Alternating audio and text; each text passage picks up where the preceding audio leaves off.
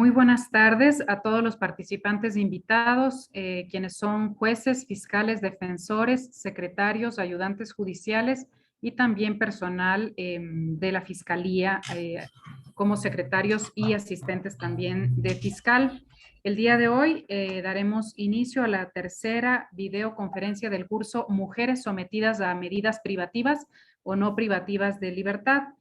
Como de costumbre, se les invita a que estos primeros minutos ustedes, por favor, se sirvan registrar su asistencia en el link que está señalado en la sección chat de este Zoom. Por favor, únicamente deben ingresar al link que está allí indicado y registrar su asistencia. También les recomendamos colocarse en un lugar cerca del Wi-Fi para tener una mejor señal. Todos los participantes tienen sus micrófonos silenciados con el único fin de evitar interferencias y ruidos, digamos, en el momento en el que la doctora ponente esté realizando su conferencia. No obstante, si tienen preguntas, inquietudes dirigidas hacia la doctora, pueden plantearlas en el chat Zoom y procederemos a dar lectura a las mismas, o también pueden levantar su mano y se les habilitará el micrófono para que puedan intervenir con la pregunta que tengan a bien realizar. Únicamente deberán en ese caso darle clic a el icono de levantar su mano y se les habilitará el micrófono a quienes deseen intervenir o participar. Les solicitamos también mantener encendida su cámara durante toda la videoconferencia y por favor, si tienen dudas o inquietudes en torno a los procesos académicos en general que desarrolla la Escuela de la Función Judicial, pueden escribir al correo escuela.judicial@funcionjudicial.gov.es. Siendo ya las 3 de la tarde con 3 minutos en Ecuador, entonces damos paso a la tercera conferencia sobre la temática alternativas a la prisión sensibles al género. Para ello contamos con la participación de la doctora Cintia Soledad de Tano, quien es abogada con maestría y orientación en curso de Derecho Penal por la Universidad de Buenos Aires, Argentina, y también ha sido docente de dicha universidad. Actualmente es docente de la Universidad de Morón. Además, ha realizado una especialización en Derecho por la Universidad de Salamanca y ha participado en diversos cursos a nivel nacional e internacional, así como también en proyectos de investigación y en la publicación de revistas. En cuanto a su actual desempeño profesional, la doctora trabaja en la Defensoría Pública Penal en Argentina. Bienvenida, doctora, nuevamente. Gracias por su cooperación y le cedo la palabra. Bueno, muchas gracias, Angelia. Buenas tardes a todas y todos, espero que se encuentren muy bien. En esta oportunidad, como les ha adelantado y como ya saben, vamos a este encuentro a dirigirlo a las alternativas a la prisión sensibles al género. Vamos obviamente nuevamente a hacer hincapié a las reglas de Bangkok y vamos a traer a colación las reglas de Tokio. Porque como ya hemos visto en el encuentro anterior, las reglas de Tokio son aquellas que nos hablan una guía mínima para poder los Estados miembros llevar adelante medidas alternativas, tanto en la etapa de espera de juicio como en el juicio y también una vez que la persona, en el caso que sea sentenciada, que sea condenada. Dichas reglas, como habíamos hablado en el encuentro anterior, no hacían alusión a las mujeres, sino que hablaban a la población penal en general. Entonces aquí las reglas de Bangkok dedican un capítulo específicamente a la aplicación de este tipo de reglas. Para ello, antes es necesario repensar la prisión enfocando la mirada a este colectivo especialmente vulnerable. Ya hemos conversado en el encuentro anterior que las mujeres en sí, las mujeres privadas de la libertad, las mujeres reclusas, constituyen un colectivo de especial vulnerabilidad dentro de lo que ya es la vulnerabilidad que conlleva el encierro de cualquier persona.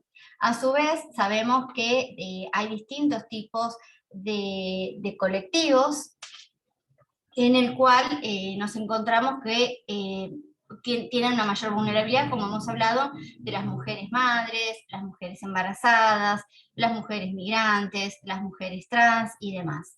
Entonces aquí me gustaría un poco que repensemos lo que vimos en la conferencia anterior, que es ¿Cuál es el perfil de las mujeres que encontramos en los establecimientos penitenciarios? El perfil de las mujeres que están detenidas. Y como hemos hablado, vamos a encontrarnos con mujeres que por lo general están imputadas o condenadas de cometer delitos vinculados con el comercio o el tráfico de estupefacientes.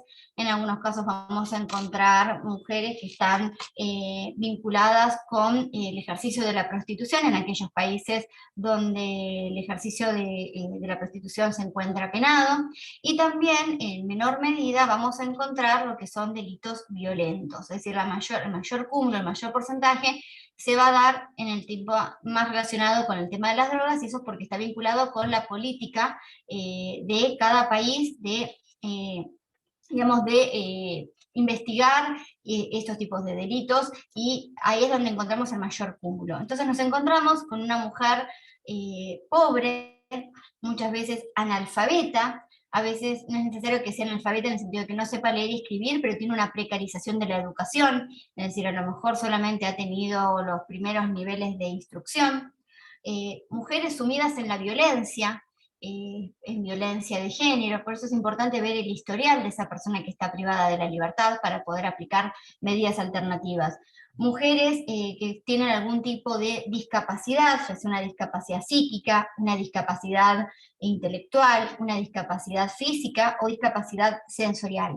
También podemos encontrar en las mujeres que son sostén de familia, y como lo hemos dicho en otra oportunidad, no solamente con hijos pequeños, sino que a veces se hacen cargo de algún familiar adulto mayor que no puede valerse por sí mismo, algún familiar que tiene algún grado de discapacidad, también se hacen cargo muchas veces de sus nietos. También vamos a encontrar mujeres que tienen problemáticas de adicción con distintos niveles, y adicciones que pueden ser a los narcóticos, al alcohol, a los medicamentos, porque a veces también no solamente tiene que ser de drogas ilícitas el tema de la adicción, mujeres ludópatas. También vamos a poder encontrar mujeres extranjeras que no viven en ese país, que no residen en el país en el cual están privadas de la libertad, y muchas veces también se puede encontrar mujeres extranjeras que son angloparlantes. Todo esto es importante que se tenga presente al momento de, por un lado, el Estado delinear políticas públicas vinculadas a la aplicación de medidas alternativas que sean sensibles al género, y también esto es muy importante para los operadores judiciales, porque son los que tienen que aplicar en el caso concreto una medida. Entonces es importante saber la historia de vida de esa mujer que tenemos adelante, de esa mujer que está privada de la libertad, que se tiene que resolver su situación, si se la escarcela, si se le concede algún beneficio escarcelatorio, si se le concede la posibilidad de llevar adelante un arresto domiciliario. También, ¿por qué no pensar alternativas a una condena, como puede ser pensar en algún tipo de suspensión de juicio a prueba?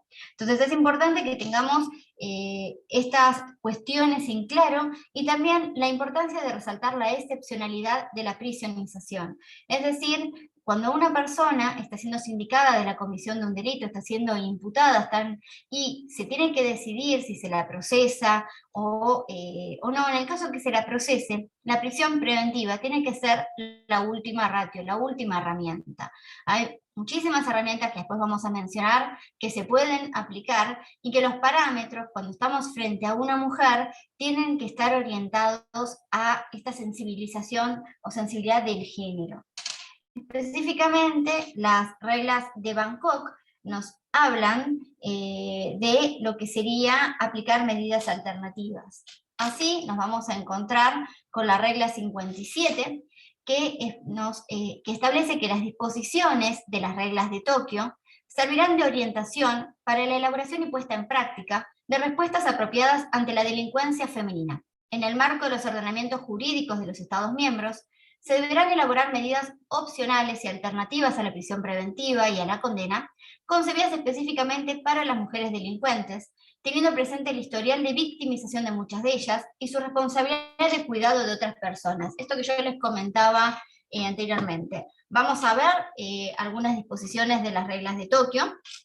porque tienen que estar presentes al momento de aplicar, como les decía, medidas alternativas, y es importante ver la historia de vida de esa mujer, qué es lo que pasó antes de que esa persona se encuentre privada de la libertad. Y para eso tener en cuenta que muchas mujeres han sufrido violencia, que la violencia de género no es solo una violencia física, sabemos que puede ser una violencia psicológica, violencia económica, violencia moral, y que también esas mujeres suelen ser el sostén de la familia, como les decía, responsable de llevar adelante una familia monoparental en donde hay chicos, adultos mayores, personas discapacitadas a su cargo. Y estas medidas que les comentaba de alternativas a la prisión tienen que estar presentes, analizarse su imposición, tanto para el momento de determinar el procesamiento de una persona y en ese procesamiento si va a ser o no con prisión preventiva, como al momento de determinar su responsabilidad y establecer una condena.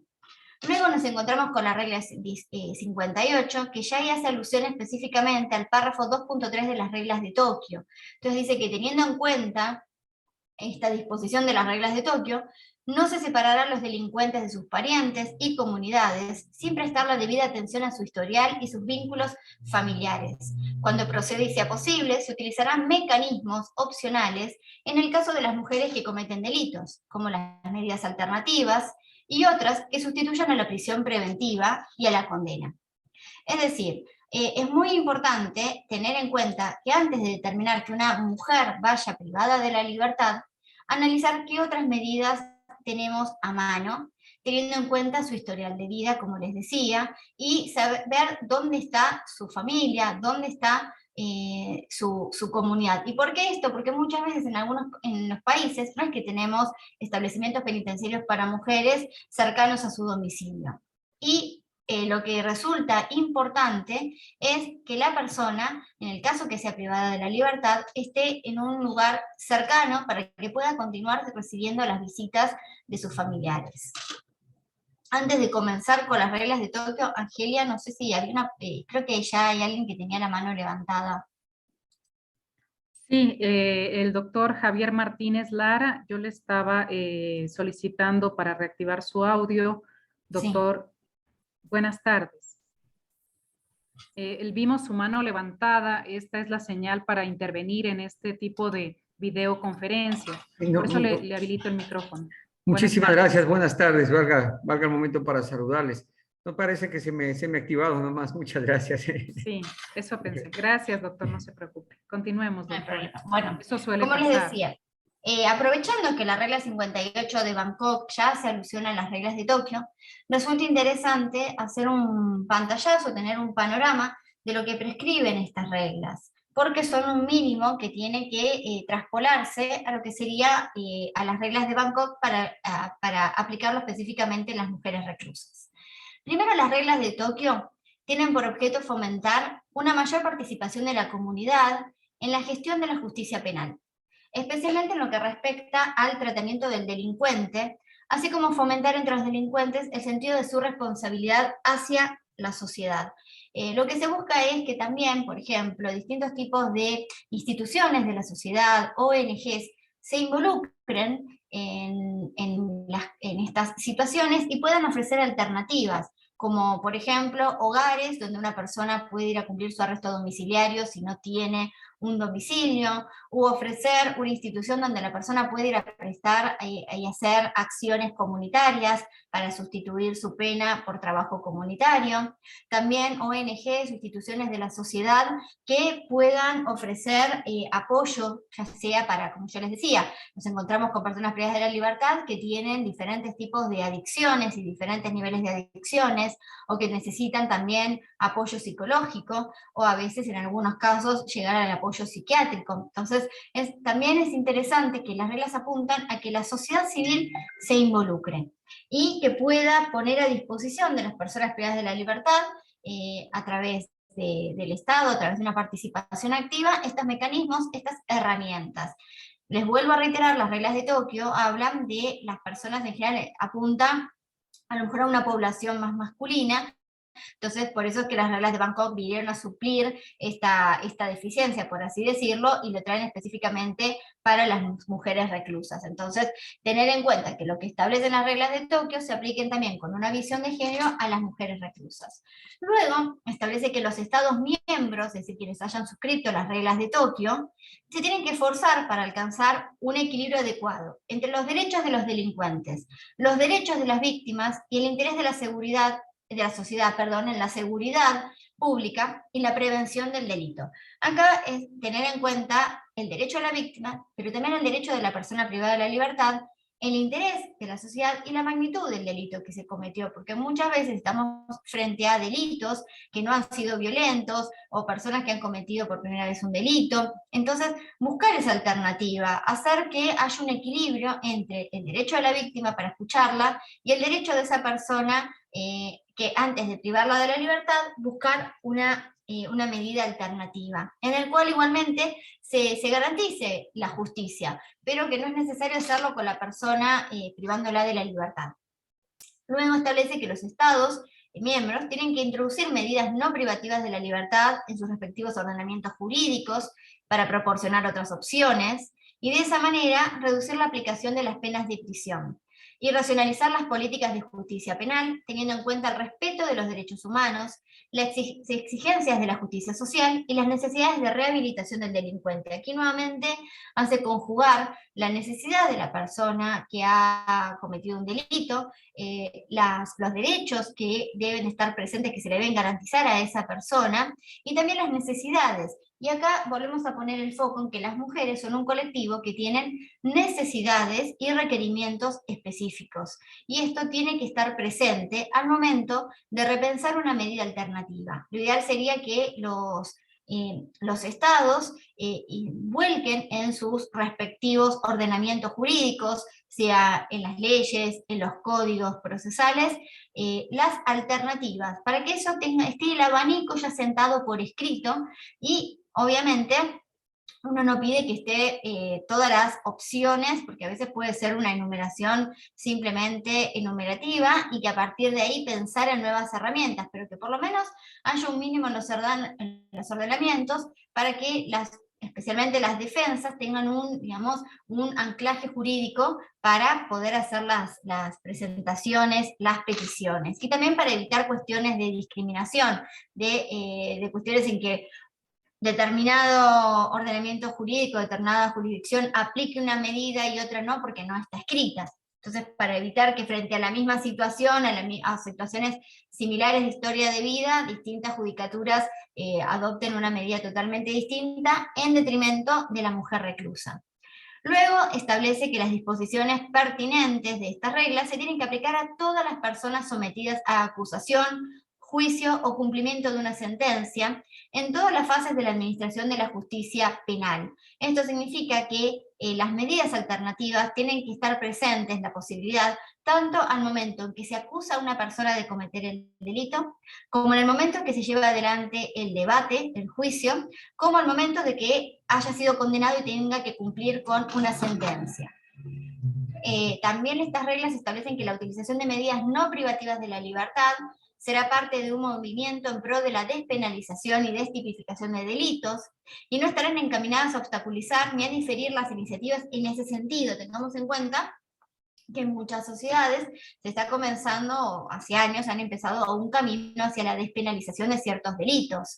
Entonces es importante, capaz como un paso previo a la despenalización, pensar si todavía la sociedad no está preparada, o todavía no es el momento, la política pública no ha llevado adelante la despenalización de ese tipo de delitos, pensar en medidas que sustituyan una privación de la libertad, que reitero, tiene que ser la última herramienta a aplicarse. Después establece que las medidas no privativas de la libertad que impongan una obligación al delincuente, aplicadas antes o en lugar del procedimiento del juicio, requerirán su consentimiento. ¿Esto qué significa? Las medidas no privativas alternativas tienen que estar contempladas en los ordenamientos jurídicos, los estados tienen que dar esa posibilidad, y la persona a la cual se le aplicaría esta medida tiene que ser informada de qué se trata, qué significaría, qué implicaría que se le imponga esta medida, cuáles son las obligaciones que conlleva esa medida. Y tiene que prestar consentimiento, tiene que estar de acuerdo. ¿Y por qué? Porque, bueno, conlleva una serie de obligaciones que tenemos que la persona tiene que conocerlas y estar en condiciones de respetarlas, porque a veces, bueno, después vamos a ver que tienen que ser obligaciones que no sean de imposible cumplimiento. A veces puede uno decir, esto es una obligación muy sencilla, una obligación básica, pero hay que ver si esa persona en particular, por ejemplo, puede ser el hecho de que conlleve a una multa económica. Bueno, hay que ver si la persona está en condiciones económicas de afrontarla, porque si no se torna ilusoria. No todas las personas se encuentran en la misma situación. Después se establece que a fin de asegurar una mayor flexibilidad compatible con el tipo y la gravedad del delito, la personalidad y los antecedentes del delincuente y la protección de la sociedad, y evitar la aplicación innecesaria de la pena de prisión, el sistema de justicia penal establecerá una amplia serie de medidas no privativas de la libertad, desde la fase anterior al juicio hasta la fase posterior a la sentencia. El número y el tipo de las medidas no privativas de la libertad disponible deben estar determinados de manera tal que sea posible fijar de manera coherente las penas. Como les decía, estas medidas alternativas tienen que estar la opción para aplicarse antes del juicio, durante el juicio y luego al momento de ejecutarse la sentencia, y a veces, en algunos casos, se podría repensar en medidas una vez que la persona obtiene la libertad, pero para ayudarla con la reinserción, no para obstaculizar el ingreso, digamos, el egreso penitenciario, sino para acompañarla en el post penitenciario, que muchas veces es complicado, porque una persona que estuvo durante años privada de la libertad en un establecimiento penitenciario, cuando sale se encuentra que a lo mejor la familia ha perdido contacto con su familia, que es difícil conseguir un trabajo, no reincidir, si era una persona que estaba con un tratamiento psicológico o con un tratamiento para las adicciones, la continuidad, también el acceso a poder continuar con sus controles médicos. Entonces, el egreso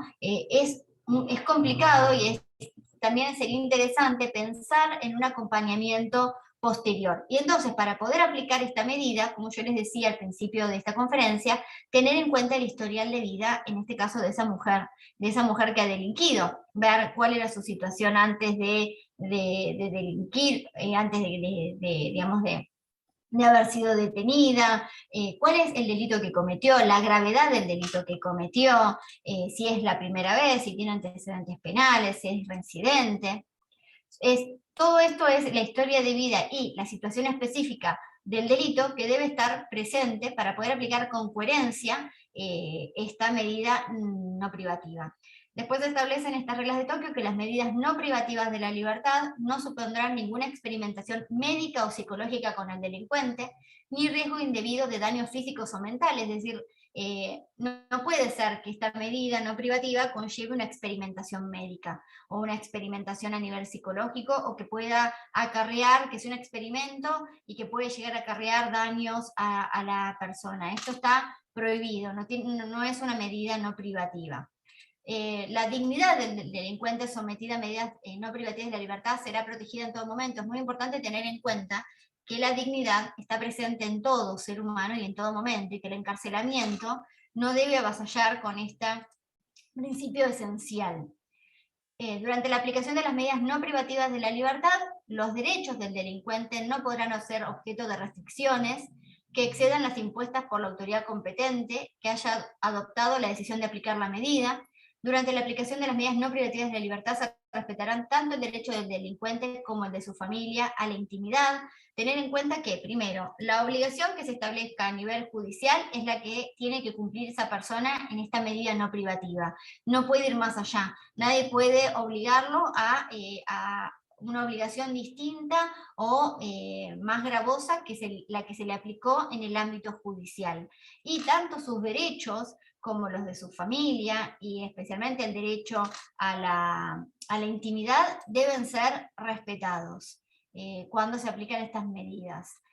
Después también se establece que la autoridad judicial, que tendrá a su disposición una serie de sanciones no privativas de la libertad, al adoptar su decisión deberá tener en consideración las necesidades de rehabilitación del delincuente, la protección de la sociedad y los intereses de la víctima, quien será consultada cuando corresponda.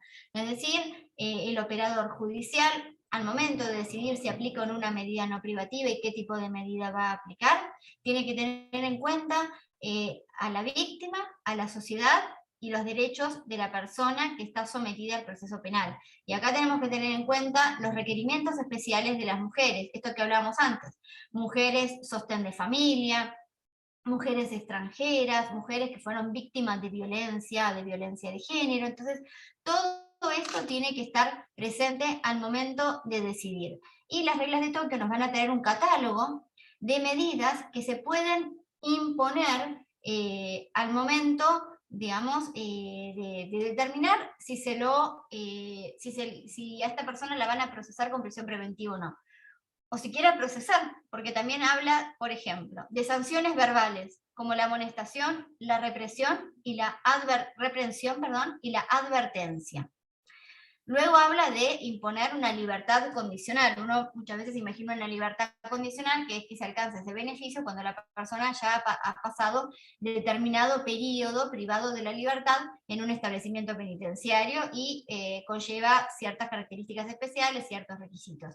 Pero también podemos pensar a una persona a la cual se le establece directamente una libertad condicional desde el inicio, con obligaciones que debe cumplir, que debe respetar, para poder gozar de ese beneficio.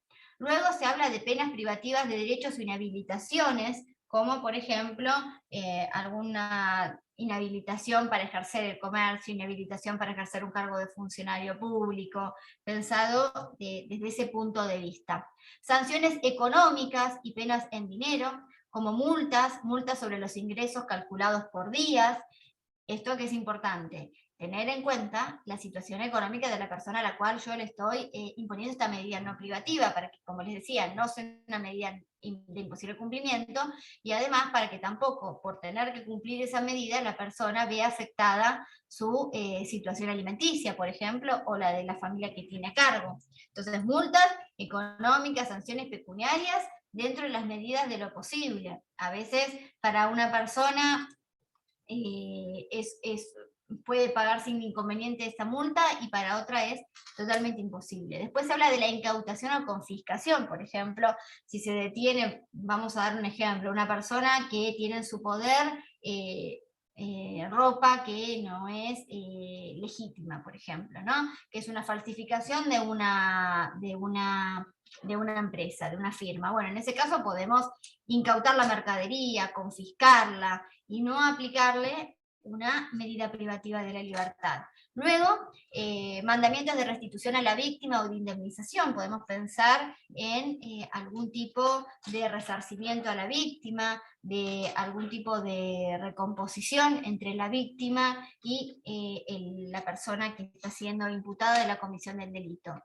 La suspensión de la sentencia o condena diferida. Acá tengamos en cuenta, por ejemplo, una mujer madre. Podemos tener el caso de una mujer o una mujer que está embarazada. Bueno, se la llegó a condenar. En vez de ordenar la inmediata detención, se puede diferir que cumpla la condena. Por ejemplo, una vez que haya, obviamente que durante ese tiempo tiene que estar siendo ubicable para la justicia, pero puede ser que se establezca que la pena la cumpla una vez que el hijo haya cumplido 4 o 5 años. Se puede llegar a pensar en situaciones como esa, con que se suspenda la sentencia o la condena se difiera. Que la condena se difiera es este ejemplo que yo les decía. Esperar a determinada situación, esperar a que suceda determinada circunstancia. O si no, la otra opción, que es la suspensión de la sentencia, es bueno, se suspende la sentencia, no se cumpla siempre y cuando la mujer cumpla con determinadas obligaciones. Entonces, en ese caso, si cumple con esas obligaciones, no tiene que cumplir con la sentencia.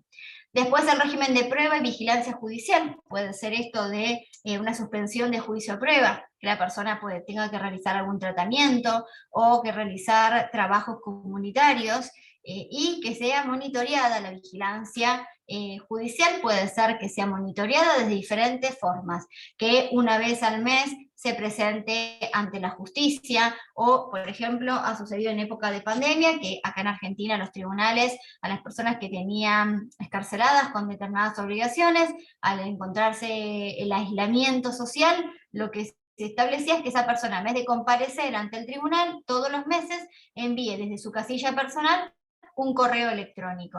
Entonces, en el cual explicaba que estaba a disposición de la justicia, que por las cuestiones de la pandemia no podía acercarse al tribunal, y actualizaba sus datos de contacto en caso de ser necesario. Ahora nos preguntamos qué pasa con aquellas personas que no pueden manejar tecnología, que no tienen correo electrónico a su disposición.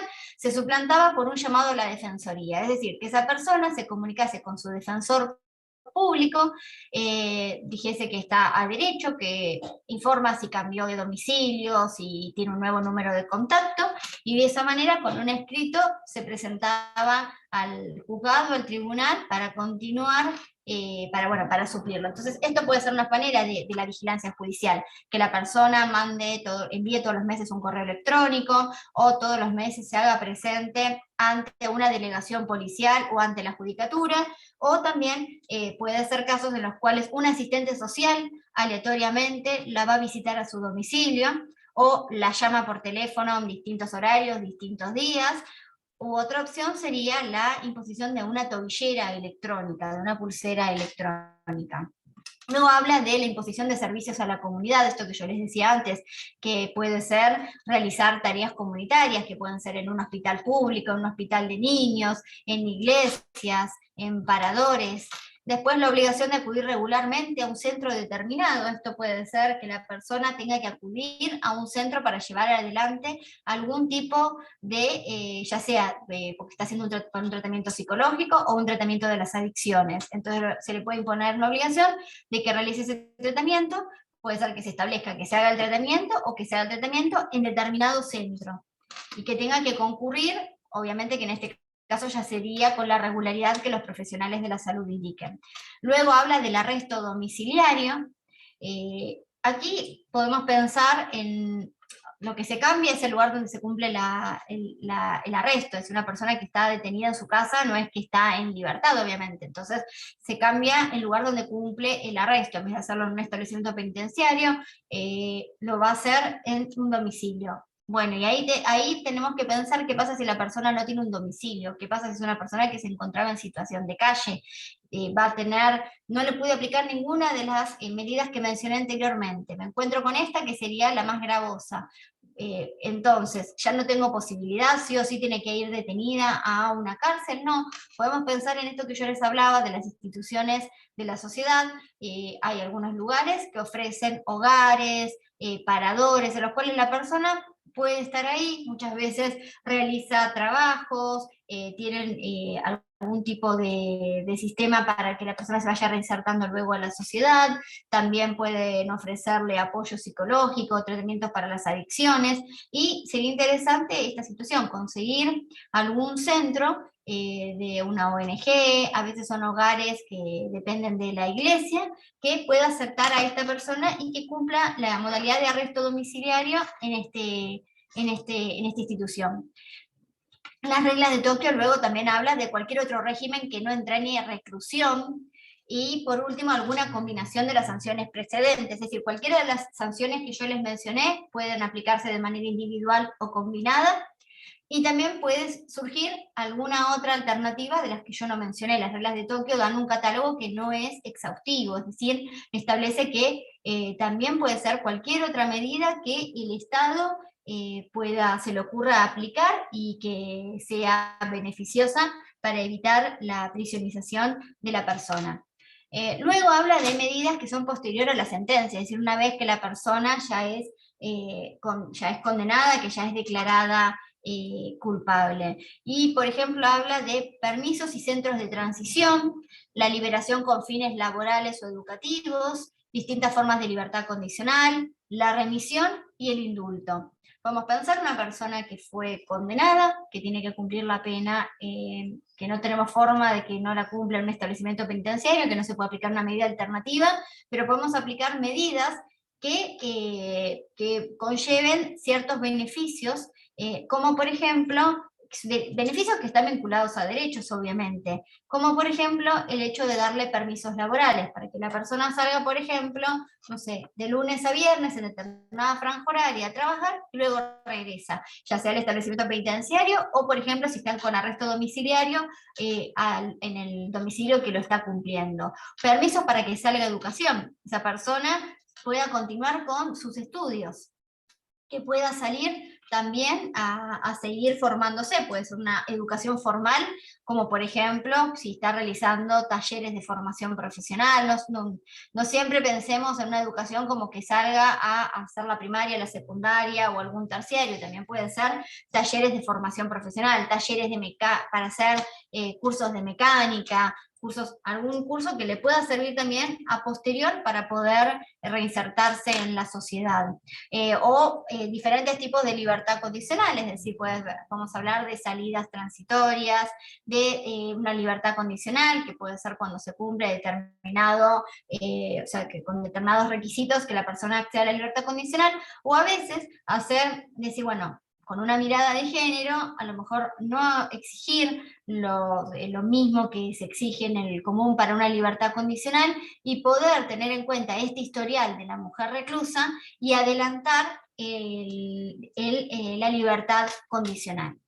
Luego establecen las reglas de Tokio que la duración de las medidas no privativas de la libertad no pueden superar el plazo establecido por la autoridad competente de conformidad con la ley, es decir, la autoridad judicial va a establecer por cuánto tiempo va a durar, es decir, cuánto se va a extender esta medida no privativa, y no puede extenderse, como les dije antes, no se pueden modificar las obligaciones que se establecen para peor, y tampoco ni agregar nuevas a las que la autoridad judicial estableció, y tampoco se pueden extender en el tiempo más allá de lo que estableció la autoridad judicial. También se prevé la interrupción anticipada de la medida, en el caso que las reglas dicen el delincuente haya reaccionado positivamente a ella, es decir, se impone una medida no privativa de la libertad, se va a hacer un seguimiento para ver que cumpla con las obligaciones que conlleva esta medida, y puede suceder que la persona si haya demostrado interés, que se lo califique positivamente, y ahí sí, o sea, no se puede extender más allá en el tiempo la medida, pero sí se puede interrumpir y acortar en el caso que la persona le haya sido beneficiosa esta medida, y además también muchas veces podemos pensar en una persona que se encuentra sujeta a esta medida y tiene alguna oportunidad laboral, por ejemplo, importante, que con estas medidas no podría llevarla adelante, y podríamos interrumpir esta medida justamente en beneficio de la persona que la estaba cumpliendo.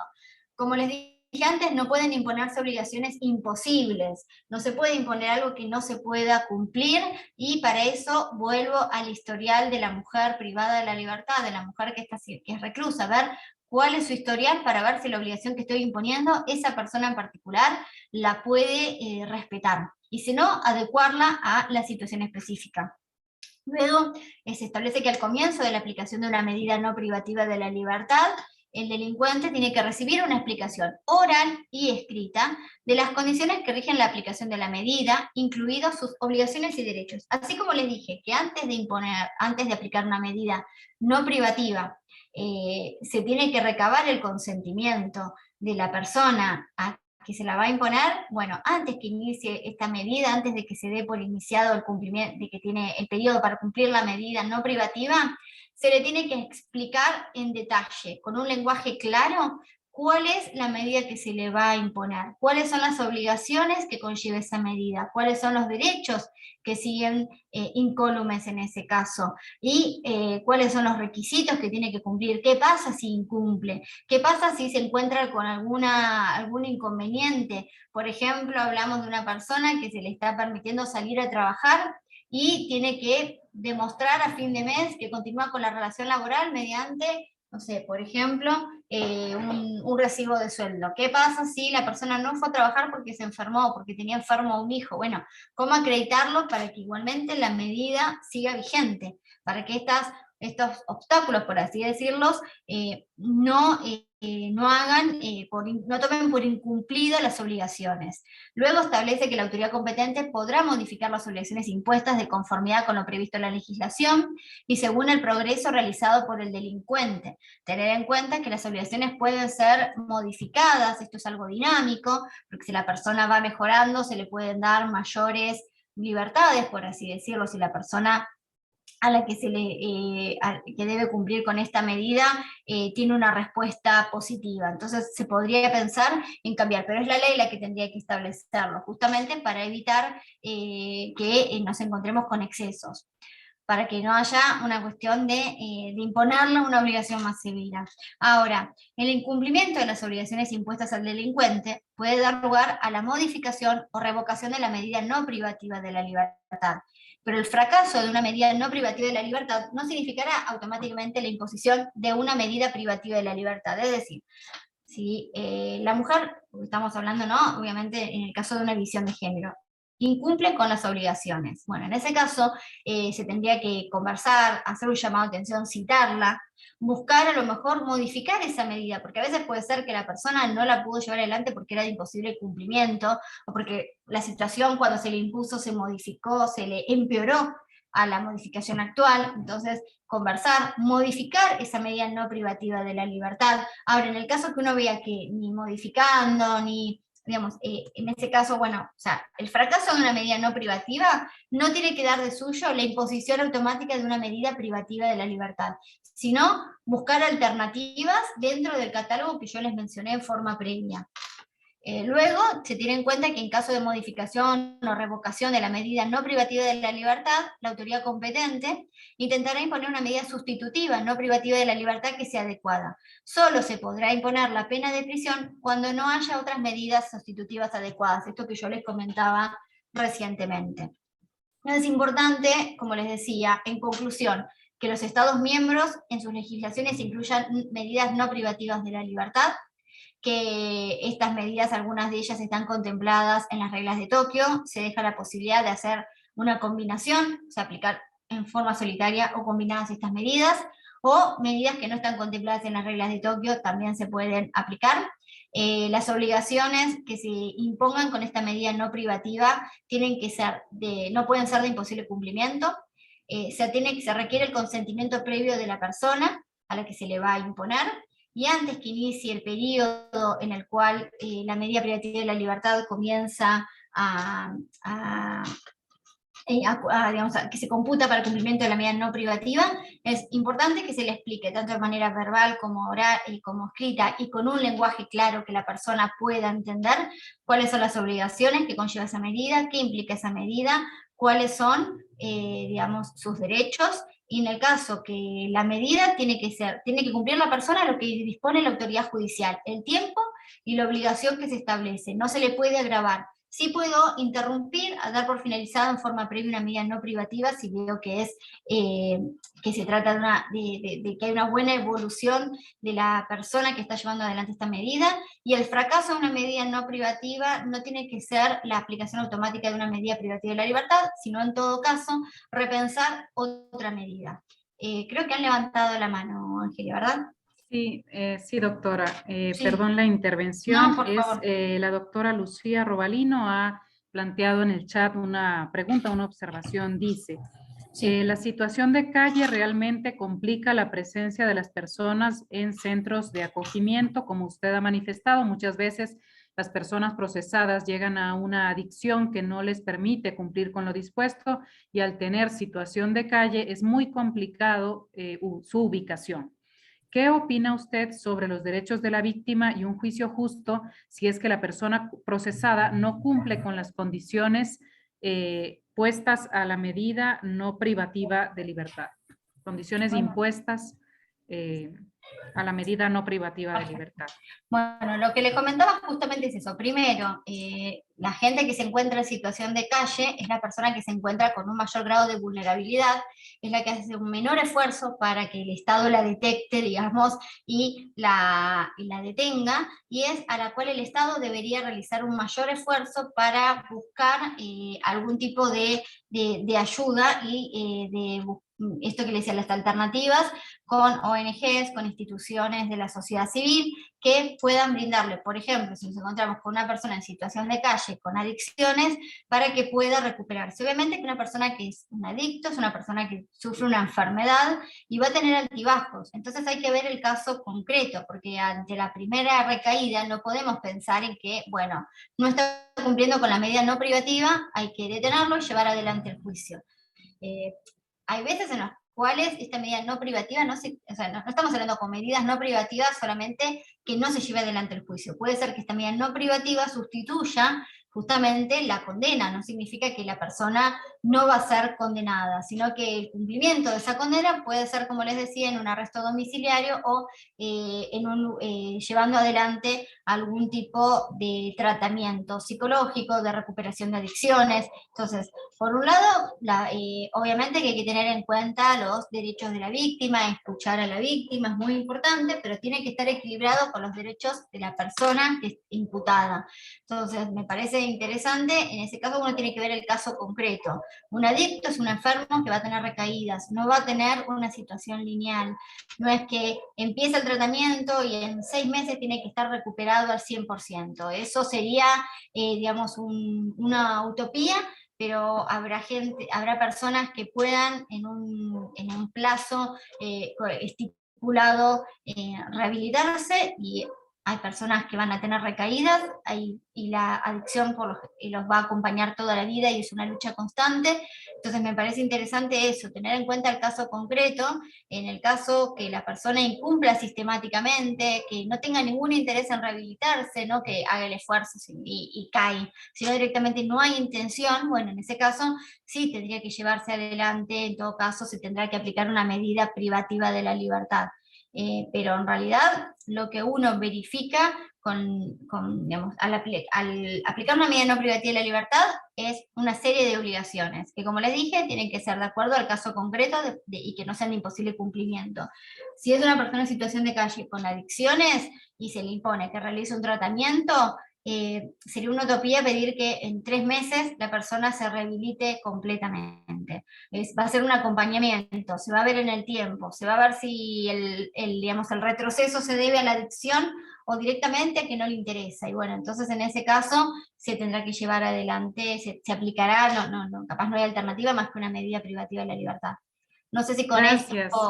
eh, logré o si quedó alguna otra duda. Gracias, doctora. Por lo pronto, no da su conformidad la doctora Lucía Robalino. Gracias, doctora Lucía, también por intervenir. Bueno, han pasado 50 minutos conforme la metodología que hemos propuesto. Vamos a hacer un receso de 5 minutos. Volvemos a las 3 de la tarde con 55 minutos hora Ecuador, 5 de la tarde con 55 minutos Argentina, y en ese momento daremos lectura a una nueva pregunta que se visualiza en pantalla para resolverla al regreso del receso. Muchísimas gracias. Por favor, permanezcan conectados.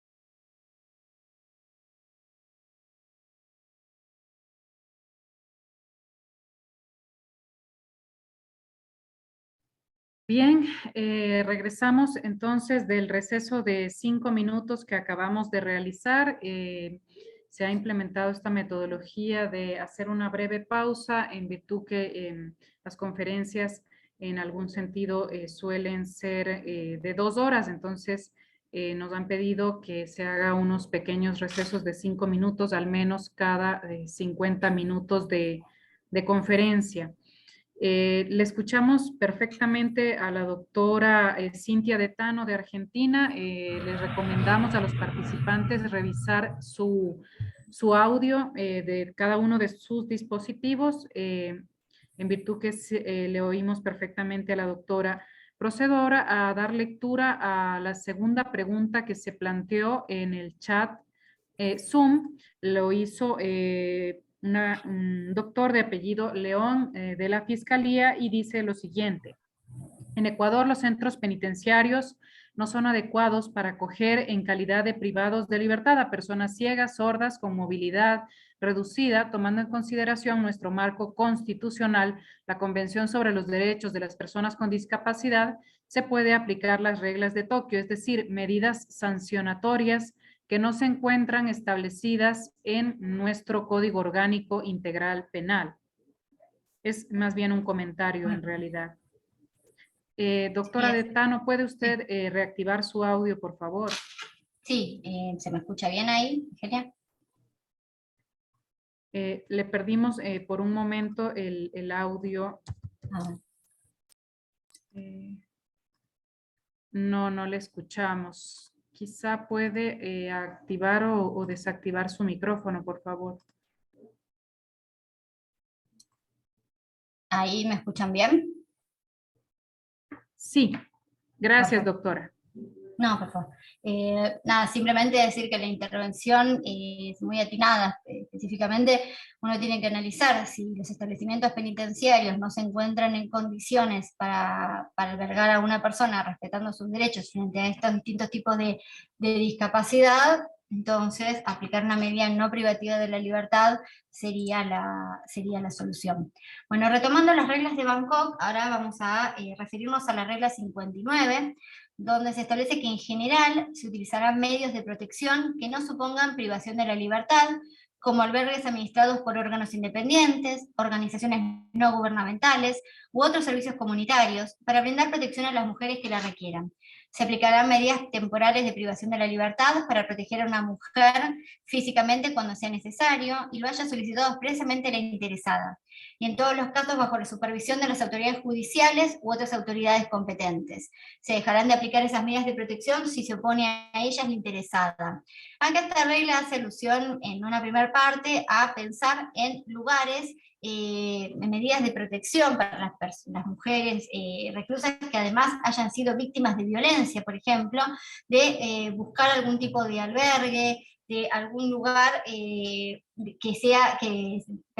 pertenezca a una institución, a una organización no gubernamental, y en algún caso se habla, esto es muy discutido, sí, bueno, el hecho de privar de la libertad temporalmente a una persona para protegerla, esto ya esta parte a mí me parece bastante como, ¿no?, como crítica. Es decir, no creo que la solución sea para proteger a una persona, o sea, que haya cometido un delito, pero que además tenga una necesidad de protección, que se le aplique temporalmente una medida privativa de la libertad, siempre que la persona lo solicite y que sería temporal. Yo creo que esto ya es un poco más polémico. Luego la regla 60 establece que se preverán recursos apropiados a fin de elaborar opciones satisfactorias para las delincuentes en las que se conjuguen las medidas no privativas de la libertad con intervenciones destinadas a resolver los problemas más habituales, por lo que las mujeres entran en contacto con el sistema de justicia penal.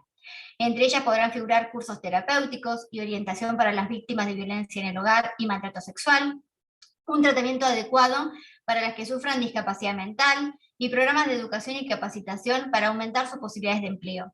En esos programas se tendrá presente la necesidad de establecer servicios de atención a los niños y otros destinados exclusivamente a la mujer. Acá estamos apuntando a no solo aplicar una medida no privativa de la libertad, sino también ayudar a resolver los problemas más habituales que nos encontramos justamente cuando hablamos del perfil de las mujeres reclusas. Estas necesidades que se tienen. Entonces, tener una visión de género. No solo aplicar una medida no privativa de la libertad, sino también que esa medida pueda ayudar a esta mujer. Ya sea, por ejemplo, que tenga que concurrir a un centro de formación profesional, que concurra a lugares que le puedan brindar apoyo psicológico, que le puedan brindar tratamientos para las adicciones, si es el caso, grupos de ayuda en los casos de víctimas de violencia de género, víctimas de abuso, buscar, digamos, alternativas que también ayuden a la mujer y que la ayuden para luego reinsertarse en la sociedad. Y también pensar en servicios que puedan satisfacer la necesidad de los niños en el caso de que tengan hijos. La regla 61 establece que al condenar a las delincuentes, los tribunales tendrán la facultad de examinar atenuantes como la ausencia de historial penal, la levedad relativa y el carácter de su comportamiento delictivo, teniendo en cuenta las responsabilidades de cuidado de otras personas, de las interesadas y su situación particular. Es decir, nuevamente la visión de género. Si se la va a condenar a esta mujer, bueno, tener en cuenta si no es residente, si no tiene un historial penal, si es la primera vez que delinque, si tenía familia a cargo, si digamos, pensar en atenuantes, pero siempre desde una visión de género. Sumarle a estas cuestiones, como les decía, si se trataba de un hogar monoparental, de una mujer que se hacía cargo del sostén económico de la familia. Luego la regla 62 dice que se deberá mejorar la prestación de servicios comunitarios de tratamiento de uso indebido de drogas destinados exclusivamente a las mujeres, en que se tengan presentes las cuestiones de género y que estén habilitados para el tratamiento de traumas, así como el acceso de las mujeres a dicho tratamiento a efectos de la prevención del delito y de adopción de medidas alternativas a la condena. Acá es importante que se repiense, que en el lugar que se repiense en, como les decía, servicios de tratamiento comunitario para el uso indebido de drogas. Y como les decía, puede ser no solo de drogas ilícitas, también pueden ser el abuso de medicamentos, de drogas lícitas, o el abuso de bebidas alcohólicas. Entonces, pensar que también dentro del catálogo de medidas no privativas de la libertad hayan instituciones que puedan brindar estos servicios con, volvemos a decir, una visión de género, teniendo en cuenta la situación especial de la mujer. Esto es lo que nos establecen, como les dije hasta ahora, las reglas de Bangkok, haciendo alusión con las reglas de Tokio, y traspolar lo que las reglas de Tokio en 1990 han establecido a la situación de las mujeres dentro de las reglas de Bangkok, y después yo les puedo hablar un poco de lo que es el caso de Argentina. Nosotros en nuestro Código Penal, específicamente en el artículo 10, tenemos en cuenta que se podrá, a criterio del juez competente, cumplir la pena de reclusión o prisión en detención domiciliaria, es decir, una persona que se la condena, en vez de estar privada de la libertad en un establecimiento penitenciario, puede hacerlo con la medida de arresto domiciliario. El juez lo puede analizar, queda a criterio del juez, y establece en qué supuestos el juez tiene esta posibilidad. ¿Qué es? Por ejemplo, y ahí mencionan entre los primeros, hace alusión al interno enfermo, que cuando la privación de la libertad de un establecimiento penitenciario le impida tratar adecuadamente su dolencia o recuperarse y no corresponde a su alojamiento en un establecimiento hospitalario. Luego, el interno que padece una enfermedad en periodo terminal, una enfermedad incurable en periodo terminal. Luego habla del interno discapacitado, cuando la privación de la libertad en el establecimiento carcelario es inadecuada para su condición, implicándole un trato indigno, inhumano o cruel. Esto hace un poco alusión también a la intervención anterior, es decir, si yo me encuentro con una persona que tiene algún tipo de discapacidad y no puede estar detenida porque esta detención termina complicando su situación y además implicando un trato indigno, un trato inhumano, un trato degradante, un trato cruel, puede tener que establecer un arresto domiciliario. Luego se habla del interno mayor de 70 años. Obviamente que todos estos casos lo podemos traspolar a la mujer, es decir, la mujer enferma en periodo terminal de una enfermedad incurable, la mujer que se encuentra discapacitada y es inadecuado su permanencia en un establecimiento penitenciario. La mujer mayor de 70 años, la mujer que se encuentra transitando una enfermedad y le es imposible recuperarse o tratarse adecuadamente en el establecimiento.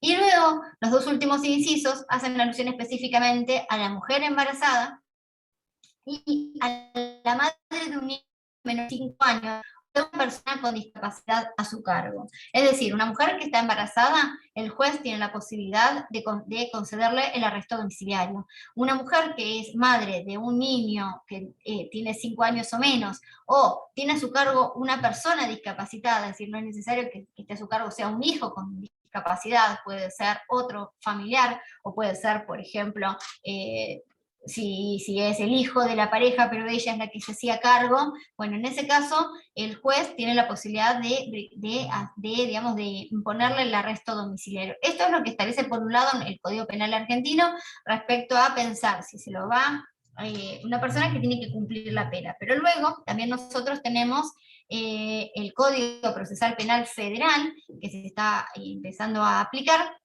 que establece en su artículo 210 ciertas medidas de coerción, pero que en realidad son alternativas, es decir, son medidas alternativas, de no privativas de la libertad, que también, como en las reglas de Tokio, se pueden aplicar de manera individual o colectiva.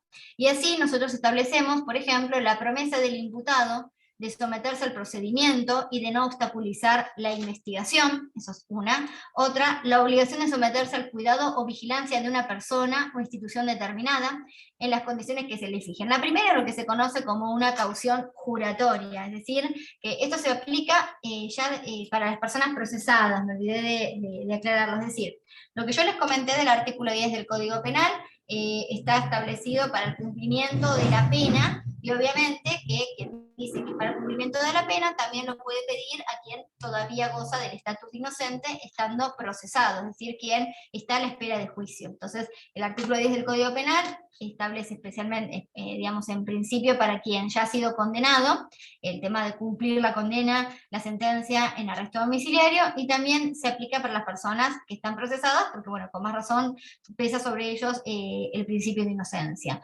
Luego, nuestro Código Procesal Penal Federal, en su artículo 210, establece una serie de medidas alternativas, que son de coerción, es decir, para que la persona se encuentre sometida al proceso, y como última ratio, estableciendo la prisión preventiva, pero esto se aplica en principio para las personas procesadas, es decir, las personas que están a la espera de juicio.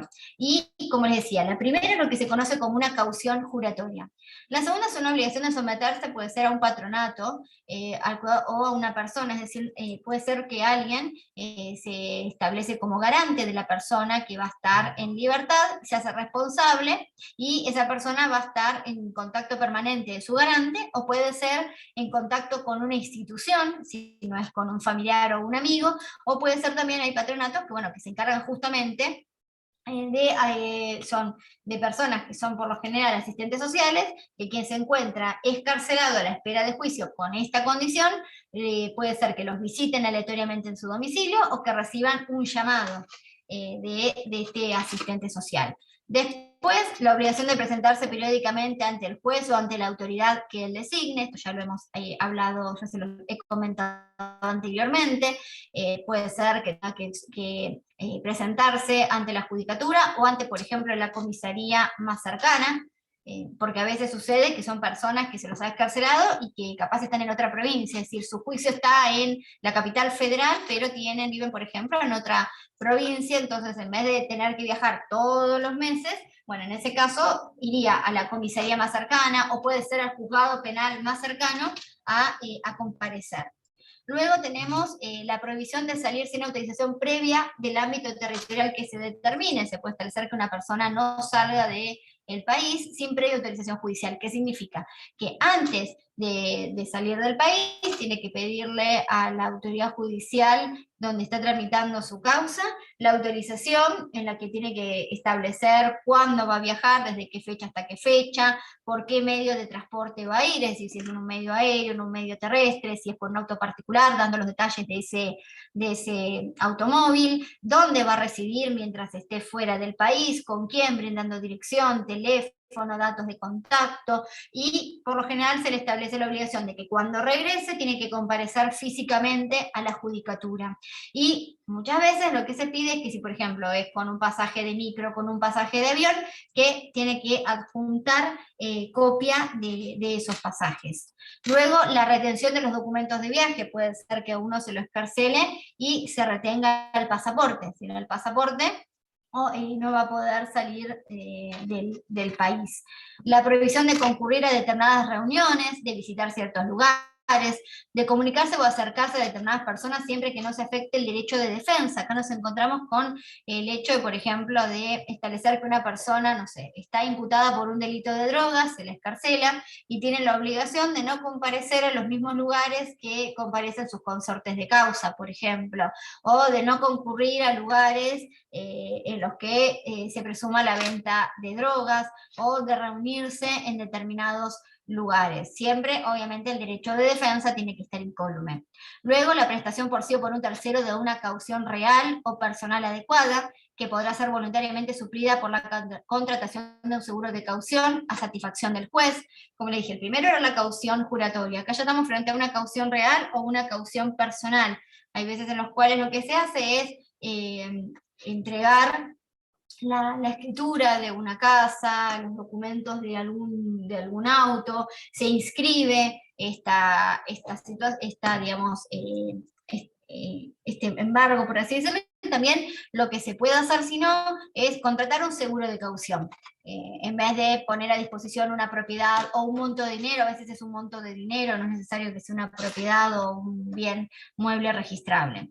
Luego está la vigilancia del imputado mediante algún dispositivo electrónico de rastreo o posicionamiento de su ubicación física. Acá nos encontramos con lo que es conocido como las tobilleras o las pulseras electrónicas, en las cuales, bueno, ahí se establece los lugares, en qué radio se tiene que mover, o a veces una prohibición justamente de no acercarse a determinada persona o a determinado lugar. Luego se habla del arresto en su propio domicilio o en el de otra persona, sin vigilancia o con la que el juez disponga. Todos los anteriores serían excarcelaciones, es decir, la persona va a estar en libertad, pero digamos, sujeta a alguna medida. Luego está la posibilidad de un arresto domiciliario, que, como les dije, puede ser en el domicilio de la persona, puede ser en el domicilio de un amigo, en el domicilio de un familiar, en una institución, como por ejemplo algún tipo de hogar, o instituciones de la comunidad civil, y puede ser que simplemente esté con arresto, o además del arresto se le coloque un dispositivo de seguimiento, una tobillera electrónica. Y por último se establece la prisión preventiva en caso de que las medidas anteriores no fuesen suficientes para asegurar los fines indicados. Es decir, que se puede pensar en que, bueno, si no puedo aplicar ninguna de estas medidas alternativas, entonces en ese caso voy a tener que acudir a una prisión preventiva en un establecimiento penitenciario. Esto es lo que establece, como les decía, nuestro Código Procesal Penal Federal. Indica que es para procesados. Se entendería que una vez que la persona es condenada, caería esta medida y tendría que ir a cumplir la condena en el establecimiento penitenciario. Ahora, esto es un poco también caso a caso y un poco lo que uno puede determinar.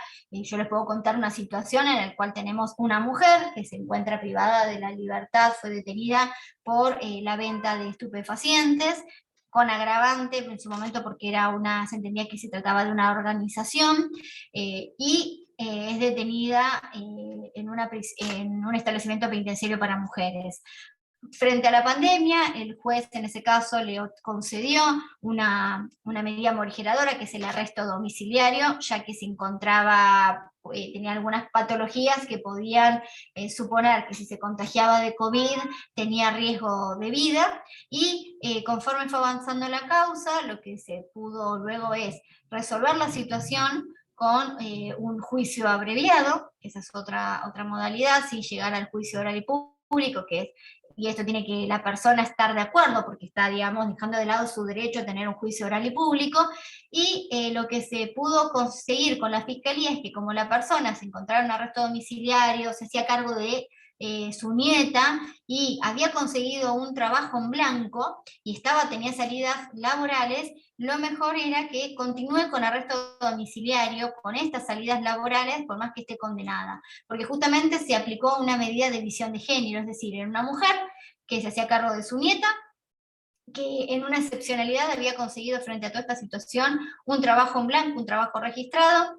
En el medio el tribunal le había autorizado a estas salidas laborales, donde se solicitó que se le aplique, bueno, que se le coloque esta tobillera electrónica, que por cuestiones ajenas a ellas no se pudieron colocar en tiempo por una cuestión de que hay escasez, digamos, de tobilleras. El tribunal decidió que igual la medida se tenía que aplicar, que por más que no haya tobillera o haya una demora en el ministerio, igualmente la persona tenía que acceder a las salidas laborales, y se hizo un paso más luego de determinar, bueno, frente a esta situación, que la persona sostén de su familia, tiene una nieta que no era menor de 5 años, pero que estaba en edad escolar, a su vez está cumpliendo con las salidas laborales sin ningún inconveniente, porque todos los meses se presenta el recibo de sueldo, no ha habido ningún inconveniente. Bueno, con la Fiscalía se pautó esa posibilidad, el tribunal lo ha aceptado, en pos de justamente que la mujer pueda continuar digamos, mejorando su situación personal. Entonces creo que esto es importante, porque lo que hizo el tribunal es verificar esta condición de vida de la mujer. ¿Qué es lo que la llevó a la venta de drogas? ¿Qué es lo que hizo que se encuentre en esa situación? ¿Qué es lo que ella estuvo consiguiendo? Ella quiere trabajar, está tratando de mejorar, tiene que sostener una familia. Bueno, entonces eso es también aplicar una medida alternativa con visión de género. Después hemos tenido casos que yo les puedo mencionar que no es... que no han sido mujeres, pero hemos conseguido desde la Defensoría casos en los cuales la mujer, hombres hayan ido, no tenían dónde cumplir un arresto domiciliario, porque no estaban en situación de calle o en situación de que donde vivían era otra provincia y el tribunal no iba digamos, a asumir a permitir esa situación. Se ha hablado con una iglesia, la cual tiene hogares, y bueno, además de permitir que esa persona esté en el hogar, le brindaba la posibilidad de realizar cursos de formación, trabajar en el hogar ayudando con las tareas, y además tenía un programa de recuperación de adicciones. Entonces, bueno, en este caso fue con un hombre que les puedo contar, pero también se puede aplicar con mujeres esto. También buscar alternativas a la prisión, al arresto en un establecimiento penitenciario. Estas medidas que yo les cuento se pueden aplicar tanto para hombres como para mujeres. La diferencia es la mirada de género, ver la situación especial de una mujer, el requisito especial de una mujer, tener en cuenta, contemplar las mujeres embarazadas, las mujeres madres de niños pequeños, esta situación que hablábamos, qué es lo que uno encuentra, cuál es el perfil que uno encuentra en un establecimiento penitenciario. Bueno, a las mujeres pobres, vulnerables, que han sufrido violencia. Entonces, buscar la alternativa a la prisión en un establecimiento penitenciario, pero también buscando que esa alternativa la ayude, es decir, que le pueda brindar contención o un tratamiento psicológico, un tratamiento de recuperación de adicciones, que le permita continuar trabajando. Si es una persona que necesita tener sustento, tener en cuenta que muchas veces van a conseguir trabajos informales, que no es que van a conseguir, los casos en los cuales consiguen un trabajo registrado, que pueden demostrar la judicatura, reciban blancos son los menos, pero bueno, también que se puede acreditar si, no sé, por ejemplo, darles el ejemplo, trabaja en una verdulería y bueno, el vecino le permite ir a trabajar con ella, trabajar ahí, que pueda tener también la posibilidad digamos, de darle esta opción. Ver cuál es el catálogo de medidas no privativas y ajustarlas con la visión de género. A lo mejor a veces hay que bajar un poco el estándar, hay que bajar un poco, decir, en el sentido de que a veces uno tiene que mirar con otros ojos cuando va a aplicar una medida y no ser tan riguroso, por así decirlo, modificar los requisitos cuando estamos frente a mujeres por esta situación especial que les estoy comentando y de la extrema vulnerabilidad. Angelia, ahí me estás diciendo que han levantado la mano, ¿no? Sí, doctora, solamente es para, bueno, no dejar de lado un comentario Sí. Que realizó el doctor León de la Fiscalía. Él hacía una observación a su criterio de que hacia los jueces del país, en el sentido de que considera que muchas de las resoluciones parten de un criterio exclusivamente legalista y de algún modo dejan de lado la aplicación de normativa y jurisprudencia internacional o de rango constitucional que prima. También mencionó el doctor que el artículo 36 de nuestro Código Orgánico Integral Penal establece en el caso de personas con trastorno mental que cometen una infracción penal, en esta condición establece el artículo que no serán penalmente responsables y que en esos casos el juez dictará una medida de seguridad, la misma que debe ser cumplida en un centro de internamiento hospitalario. Y termina concluyendo su idea indicando que la finalidad del internamiento hospitalario sería lograr la superación de una perturbación y la inclusión social, y consulta qué pasa en el caso de una persona que por su condición médica no puede superar una perturbación y debe estar por mucho tiempo o de por vida recluida en un centro hospitalario. Ello no se consideraría una privación de libertad encubierta y, lo que es peor, una pena privativa de libertad indefinida. Es la intervención que realizó el doctor. Perfecto. Bueno, respecto de lo que es obviamente una persona que no está en condiciones, que, a ver, puede haber varias situaciones.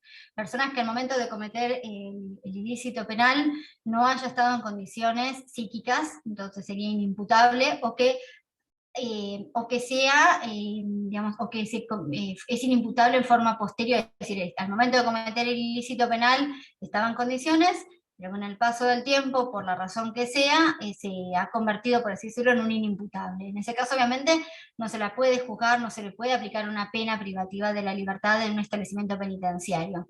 Nosotros también hemos tenido inconvenientes con esos casos, porque lo que corresponde en todo caso es declarar a esa persona, sobreseerla porque no está en condiciones, ya sea al momento no está en condiciones cuando cometió el delito o en forma posterior, y en todo caso derivarlo a la justicia civil. Acá la justicia penal no tiene nada que hacer. Si una persona que se encuentra con un trastorno mental, no depende de él recuperarse. O sea, hay diferentes tipos de trastornos. No estamos hablando de por ejemplo, lo que yo les decía, una persona que es un ludópata y que tiene que hacer un tratamiento para tratar de sortear esa situación. Estamos hablando de alguien que tiene una alteración mental que a lo mejor nunca se recupera, y no puede ser que, porque en definitiva, si cometió un delito que tenía una escala penal temporaria, por ejemplo, que se le podía aplicar hasta 8 años, es verdad que si no estaría con una pena privativa de la libertad de manera indefinida.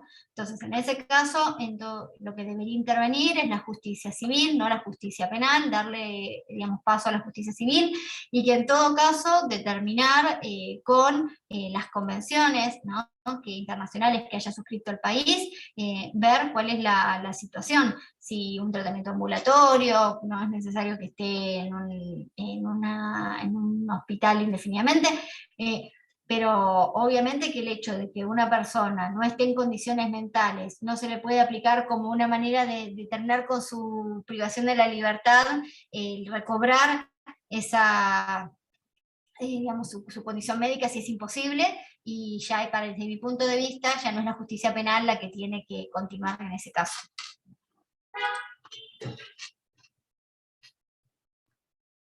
Gracias, doctora. Por el momento no hay más preguntas en el chat. Les recordamos a los participantes que si desean intervenir también pueden perfectamente levantar la mano y se les habilitará el micrófono para que podamos escucharles también. Creo que podemos continuar, doctora. Perfecto, bueno, luego también podemos hablar de la suspensión de juicio a prueba, es decir, esta es otra opción que también se puede aplicar como una medida alternativa, es decir, que no establecer que la persona sea privada de la libertad. Obviamente que los requisitos de la suspensión de juicio a prueba van a variar de acuerdo a las legislaciones, en cuanto a qué tipo de delitos, a qué escala penal se puede aplicar, si se le puede aplicar o no a reincidentes y demás, pero sería una medida alternativa interesante, que en todo caso sería aplicar que esa persona realice, por ejemplo, algún tratamiento, como les decía, para recuperación de adicciones, un tratamiento psicológico, tareas comunitarias, y también pensar en otras medidas de resolución alternativa del conflicto, como por ejemplo una recomposición, una conciliación, pensar en otras situaciones que se pueden llevar adelante, tener en cuenta que bueno, hay veces en las cuales la víctima, no hay una víctima, digamos, definida, una víctima física, porque a veces en sí es la sociedad, y bueno, en ese caso la Fiscalía tendría que pensar, por ejemplo, bueno, en que la reparación no va a ir para una víctima, sino que podría ser una reparación en el sentido de algún resarcimiento económico en la medida de las posibilidades de la mujer que ha cometido el delito, para que lo pueda resarcir, en todo caso que ese dinero vaya a una institución, como por ejemplo un hospital público, un hospital de niños, no sé, se me ocurre que uno podría pensar, por eso les digo, lo que hay que hacer es, muchas veces no es necesario crear nuevas medidas alternativas no privativas, sino que con las que están, imprimirle una visión de género, pensar en ese historial previo de la mujer que está privada de la libertad, cuál es su situación anterior, y qué tipo de delito ha cometido, y bueno, buscar una alternativa, pero que esta alternativa, como les decía antes, también trate de traer alguna solución a esa mujer, alguna solución en el sentido de, bueno, de ayudarla a recuperarse de esa adicción, de rehabilitarse, o de traerle apoyo psicológico, como es en el caso de personas que sufren violencia en el hogar, violencia de género. Luego yo les he enviado una serie de fallos que son de interés, obviamente no son fallos de nuestro máximo tribunal, es decir, de la Corte Suprema de Justicia de la Nación, pero la idea es acercarle, por si les llegase a servir, fallos que están, más bien traerles situaciones. ¿Qué es lo que ha sucedido? ¿Cómo la Judicatura y la Defensoría han buscado aplicar medidas alternativas teniendo en cuenta una visión de género? Por eso les digo, no es tanto el precedente en sí, que sería si yo les traigo un fallo de la Corte, sino traerles situaciones que me parecieron interesantes. Por esto que les comentaba, que se ha aplicado una alternativa desde la visión de género. Por ejemplo, tener en cuenta, como les decía antes, las mujeres mula, esto lo hemos hablado en el encuentro anterior, las mujeres que pasan de un país a otro llevando en sus pertenencias o en su cuerpo habiendo ingerido y cápsulas de algún tipo de, por lo general de cocaína, para poder hacer ese transporte. Y es una mujer que en realidad se encuentra en una situación de extrema vulnerabilidad, que hay veces que está vinculado también con la trata de personas. La trata de personas no solo con fines de explotación sexual, entonces sería interesante tener en cuenta, bueno, en estos casos, por ejemplo, una mujer que se la detiene porque en realidad hay veces en las cuales la mujer se descompone, o sea, no es que la detectan digamos, las policías de seguridad aeroportuaria, sino que la mujer se descompone y no tiene otra alternativa que buscar ayuda médica, porque puede explotar en su interior alguna cápsula que ingirió. Entonces, en ese caso, la realidad es que si la persona está buscando ayuda, no podemos tener en cuenta pensar que, bueno, o sea, tendría que haber una mirada distinta, podríamos hablar de una tentativa en todo caso, se podría hablar, por otro lado, los médicos tienen también un deber de confidencialidad y no deberían denunciar esas situaciones, porque la persona se encuentra en un estado en que tiene que elegir entre no ser detenida y no morirse. Entonces, obviamente que está en una situación de justificación especial, entonces eso se tiene que contemplar.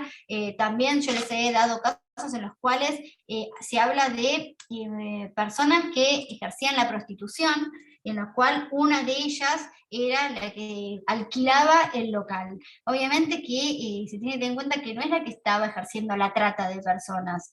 Yo ahí habrán visto, por ejemplo, el caso Salas, de la Cámara Federal de Apelaciones de Comodoro Rivadavia, que es de los más recientes, de septiembre del 2021, en el cual, a partir de una denuncia anónima, se inicia una investigación por el delito de trata de personas. Se estableció de estos seguimientos, de los informes, que en el domicilio que se había denunciado trabajaban mujeres que prestaban servicios sexuales a cambio de dinero. A una de ellas se le identificó como la portera del departamento, además era la que figuraba como la inquilina del lugar, ya puede ser con un contrato que haya firmado o que la inquilina digamos, de palabra la que representaba. Entonces, en la etapa de instrucción, que acá es la primera etapa, la etapa en la cual se va recolectando la prueba, la mujer lo que explica es que ella también ejercía la prostitución, que en realidad había firmado el contrato de alquiler porque como sus compañeras eran extranjeras, se encontraban con situaciones migratorias precarias. Obviamente una persona extranjera que no está legalmente en el país no puede firmar un contrato de alquiler. Y la mujer entonces se la procesa igualmente por el delito de trata de personas, bajo la forma de explotación sexual agravada por haber sido cometido mediante abuso de la situación de vulnerabilidad de las víctimas, por ser más de 3 las víctimas, y por haberse consumado la explotación, es decir, esta persona que explicaba yo, ejerzo la prostitución junto a mis compañeras, soy la que firmó el contrato porque el restante estaban con una situación precaria, migratoria y no lo podían hacer, toman esto para decir, bueno, como son más de 3 las víctimas, se agravan. Como eran extranjeras y estaban con una situación migratoria precaria, se agrava porque se estaba abusando de la vulnerabilidad. Y también, obviamente, se agrava porque la explotación se consumó. Entonces, la defensa lo que hace es interponer un recurso de apelación y plantea la atipicidad de la conducta, justamente porque su asistida no había ofrecido, captado, trasladado, recibido, ni acogido a personas con fines de explotación sexual, que es lo que establece como está tipificado en nuestro Código Penal el delito de explotación sexual, los verbos típicos que debería haber cometido, y además explicó que la imputada ejercía la prostitución de manera personal, y si en el caso que consideren que la conducta había sido típica, se tenía que analizar desde una perspectiva atenuante. Entonces la Cámara Federal de Apelaciones de Comodoro Rivadavia revoca la decisión y la sobresee a la imputada por mayoría. Entonces lo que se tiene en cuenta justamente es, uno de los párrafos lo que dice es que la trata de personas es atentatoria de la dignidad de la víctima, se vulnera en ella la autonomía personal, es decir, la capacidad que tiene una persona de decidir sobre sí misma. Así, algunas de las características que denotan la pérdida de autonomía son ausencia de control sobre lo que se quiere o lo que no se quiere, pérdida total o parcial de la libertad, cambio en su proyecto de vida, va haciendo una explicación en la cual se cosifica, dice al sujeto, la persona pierde su humanidad, se convierte en un objeto, lo que lleva a una negación de la dignidad. Entonces explica toda esta situación, pero también establece que en este caso no se había probado, se encuentra probado que efectivamente trabajaba en el lugar, y aun cuando pudiese sostenerse que acogió a las mujeres que allí se encontraban con el plexo probatorio reunido, no puede probarse otro de los elementos objetivos del tipo, que es la finalidad o ultraintención de explotar a las víctimas mediante alguna de las modalidades previstas por la norma. En el caso de la explotación sexual, ello sin perjuicio que no se requiere la realización de resultados.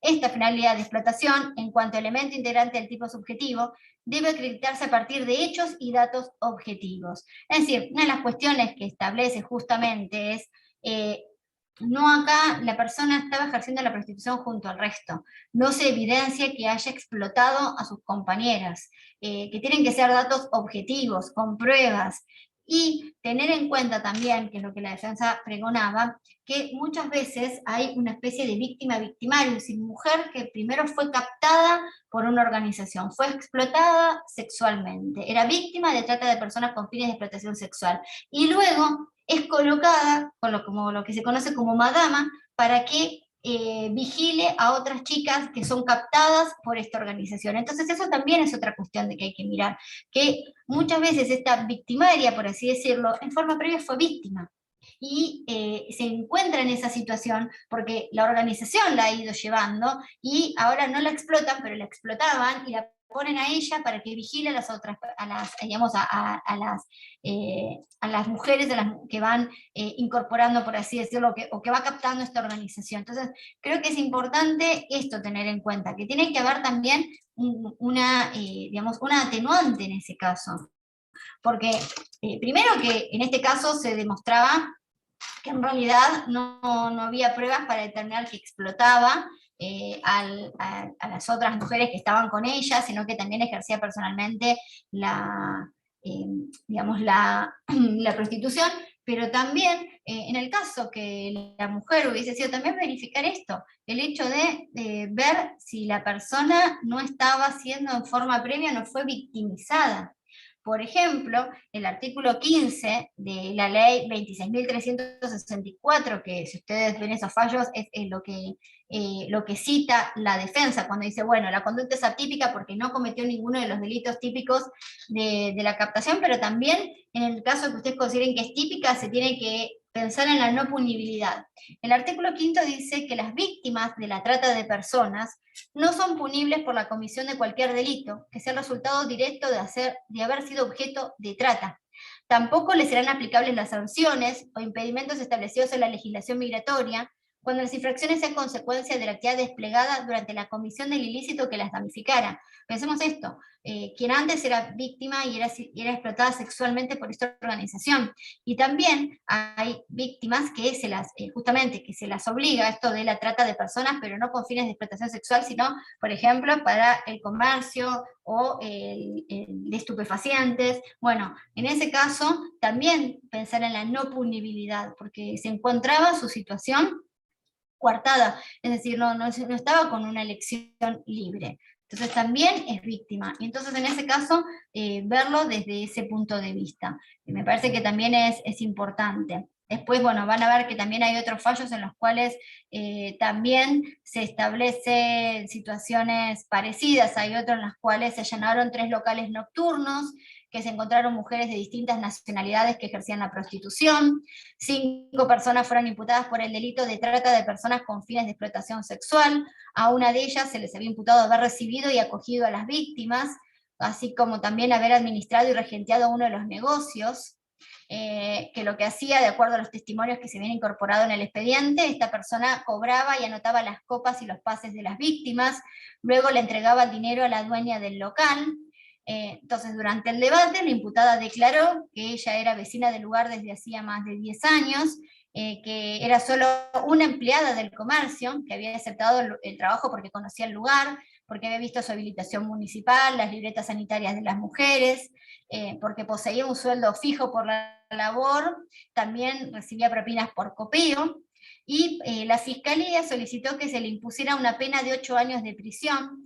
En cambio, la defensa había destacado que no se encontraba en una relación de autoridad respecto de las víctimas, por eso su conducta debía ser tenida como atípica, por lo tanto solicitó su absolución, y el Tribunal Oral en lo Federal de Corrientes, por unanimidad, absolvió a esta persona, condenó a las restantes personas que estaban imputadas, y lo que dice es: se ha llegado a la convicción de que las pruebas arrimadas en relación a la conducta desarrollada no alcanza a conformar los elementos constitutivos de explotación de sus pares, dado que era empleada en el local, percibía un sueldo por ello, practicaba el copio con los clientes, sin alcanzar poder de decisión para modificar el contexto generado por la propietaria del lugar. Es decir, entendía que no tenía nivel de decisión propia, era empleada, recibía órdenes de la dueña, tenía un sueldo, asumía que las mujeres que trabajaban en el lugar eran sus compañeras, sus pares, también ella ejercía la actividad de copeo con los clientes, recibió un porcentaje de comisión, y que nada de esto había sido contradicho por la acusación. Entonces, esto también es tener una visión de género, es decir, bueno, tener una visión amplia, y capaz estos casos se podrían haber resuelto antes de llegar a un juicio, se podría haber determinado, pero bueno, también en el momento de determinar, como les decía, no solo pensar en medidas alternativas que no sean privativas de la libertad con una visión de género, sino también al momento de tomar una decisión en estos casos. Como les decía, la mayoría de los casos del perfil de las reclusas que nos encontramos en las cárceles son mujeres que están vinculadas con delitos vinculados al tráfico de estupefacientes, bueno, entonces, o también la explotación de personas. Bueno, tener en cuenta esto, que muchas veces las mujeres son víctimas de esa red, entonces se encuentran en una situación particular. No sé, Angelia, si hay alguna pregunta o si alguien ha levantado la mano para intervenir oralmente. Hay una intervención de la doctora Gabriela Aguirre. Dice: ¿cuál es su opinión respecto de la justificación de los arraigos en los ámbitos social, familiar, laboral? Voy a tratar de ubicar a la doctora Gabriela, sí, para habilitarle el micrófono. Perdón. Sí.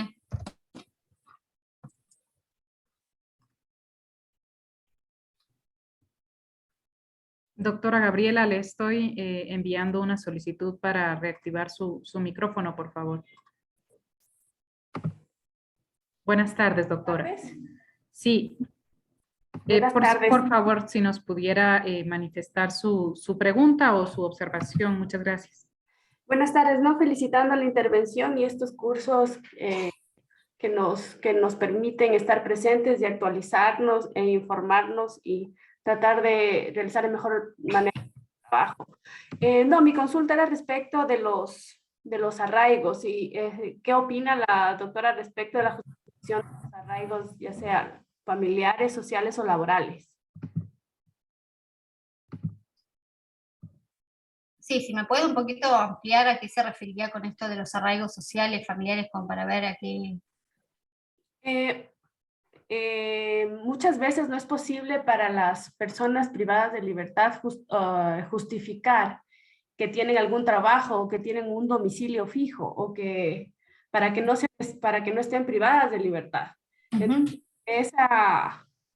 no pueden acceder a ese tipo de justificaciones y los señores jueces, al momento de tomar sus decisiones, dudan, precisamente porque no hay esta garantía para que los procesados o procesadas se mantengan en el sitio donde deben estar o no continúen dedicándose a actividades ilícitas. Eso Perfecto. Ahí, bueno, es un poco lo que también hablábamos antes, que una persona que no tenga arraigo, que esté en situación de calle, no es que de forma automática por esa situación se le tiene que denegar cualquier medida no privativa de la libertad. Será a lo mejor un trabajo un poco más arduo desde la Defensoría, buscando alternativas, ofreciendo, por ejemplo, como les decía, uno puede ofrecer algún tipo de garante, que no necesariamente sea alguien del entorno familiar o social de la persona, puede ser que una institución de la sociedad civil, una ONG, algún hogar, alguien de la iglesia pueda constituirse como garante. Primero, para determinar que una persona tiene que estar privada de la libertad a la espera del juicio, por ejemplo, los fines que tendrían que verificarse primero es lo que sería el entorpecimiento de la investigación y el peligro de fuga, teniendo en cuenta no solo el tipo de delito, porque obviamente no es que el delito que ha cometido la persona, la escala penal en expectativa, debería ser un obstáculo. Y tendría que verificarse una serie de cuestiones. Hay personas que estaban en situación de calle, pero hay gente que, por ejemplo, siempre está en la misma zona. O sea, a veces parecen cuestiones como bueno, con esto solo y sí, bueno, uno tendría que tratar de determinar esto, buscar si es una persona, a lo mejor es una persona en situación de calle, pero que no tiene ningún antecedente, que es la primera vez, que eso también tiene que ser valorado positivamente, buscar posibilidades, esto como les decía, el hecho de capaz una institución que pueda salir de garante o que le pueda brindar en su caso algún tipo de domicilio, o hay gente que va a paradores de día, o comedores, o paradores de noche, buscar alternativas bueno, o sea, a lo mejor uno ya tiene el no, por así decirlo, o cree que es difícil, pero hay que intentarlo. Si uno no lo intenta, no puede, digamos, sentar jurisprudencia. Capaz es interesante eso, desde las defensorías tratar de buscar alternativas, herramientas. A veces excede del trabajo jurídico lo que uno hace desde la Defensoría, y es esto, buscar alguna asociación que pueda brindarle apoyo, que le brinde una garantía para que la persona, o también está la opción de, bueno, esto, no tiene arraigo, pero vivía solo, bueno, llegado el caso, que la aplicación de una tobillera electrónica de seguimiento, sí, eso sería también otra alternativa para evitar la prisionización. Muy amable, muchas gracias. No, por favor. José Ángeles, si hay alguna otra pregunta. No, doctora, no hay otra pregunta por lo pronto. Perfecto. Después, por otro lado, me gustaría mencionarles el caso Flores, de la Cámara Federal de Apelaciones de Corrientes, que también es del año pasado, donde se trataba de una mujer que había sido imputada como autora del delito de transporte de estupefacientes con fines de comercialización. Durante el proceso, distintos informes médicos indicaron que la mujer poseía trastorno por angustia y estrés postraumático, producto de situaciones de violencia doméstica y posible consumo problemático de sustancias. En ese sentido, la defensa consideró que no se encontraba apta para continuar detenida. Solicitó su excarcelación y ofreció medidas de morigeración alternativas. El juzgado interviniente denegó la excarcelación y otorgó de manera subsidiaria el arresto domiciliario. La defensa interpuso un recurso de apelación. Es decir, hasta acá tenemos una mujer que se la imputa como autora del delito de transporte de estupefacientes. Como verán, la mayoría de los casos rondan lo que yo les dije, el perfil que uno encuentra en las mujeres reclusas: explotación sexual, transporte de estupefacientes, comercialización de estupefacientes. Los propios informes médicos determinaban que la mujer estaba padeciendo un trastorno de angustia, de estrés postraumático, que tenía un posible consumo problemático de estupefacientes, que fue víctima de violencia doméstica. Por lo tanto, lo que pide la defensa es directamente su excarcelación y medidas de morigeración. Pero el juzgado denegó la excarcelación y le concedió el arresto domiciliario en forma subsidiaria. Uno podría creer, bueno, hay una atenuación, pero la defensa insistió, interpuso un recurso, porque entendía que la decisión era arbitraria. Sobre este aspecto sostuvo que ni el juzgado ni el fiscal habían valorado las condiciones personales de la imputada. Asimismo, señaló que resultaba imperioso su retorno al trabajo y que se habían realizado gestiones para que continúe el tratamiento sobre su salud en otra ciudad, debido a que el hospital de la ciudad que vivía no contaba con personal especializado en salud mental. Durante la audiencia, el representante del Ministerio Público Fiscal se apartó de lo expuesto por el fiscal federal de primera instancia y manifestó que la decisión respecto de la libertad de la imputada debía adoptarse con perspectiva de género. Esto es interesante, es decir, si bien se estableció un arresto domiciliario en subsidio, no se le concedió la excarcelación, la defensa consideraba que era arbitrario, porque la mujer necesitaba seguir saliendo a trabajar, necesitaba realizar un tratamiento de salud mental, que a lo mejor no lo podía hacer en el hospital de su ciudad o en el hospital más cercano, pero hasta habían conseguido dónde podía hacer ese tratamiento, como medidas alternativas. Es decir, que la medida alternativa no sea el arresto domiciliario. Seguimos dentro de una medida de privativa de la libertad, donde cambiamos el lugar, digamos, no es un establecimiento, es el domicilio. Pero lo que se buscó es, bueno, que esta medida alternativa sea que, con una perspectiva de género, una mujer que necesita seguir trabajando, una mujer que era víctima de violencia doméstica, que tiene cierto consumo problemático de estupefacientes, que necesita realizar un tratamiento de salud mental. Entonces, el fiscal de la instancia de apelación, digamos, de la alzada, también entendió y estaba de acuerdo con que se le dé esta posibilidad, que se le aplique esta medida no privativa, porque tenía que adoptarse desde una perspectiva de género. Entonces la Cámara Federal de Corrientes hizo lugar al recurso de apelación que interpuso la defensa y concedió la inmediata libertad de la imputada. Entonces lo que recomendó fue la continuidad del tratamiento psicológico o psiquiátrico en el establecimiento de salud más conveniente para sus patologías, porque obviamente a veces no es el más cercano, sino el que tienen los profesionales. Y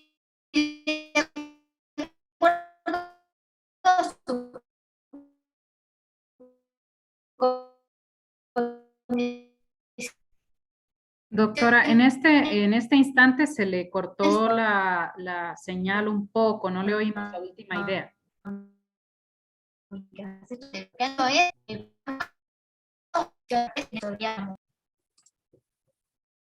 No, no le escuchamos la última idea porque es como que se le cortó el internet un poco. ¿Le escuchamos? ¿Puede, por favor, desactivar su cámara? A veces funciona mejor la señal cuando desactivamos la cámara y dejamos solo el micrófono abierto, porque el video roba internet, roba velocidad del internet.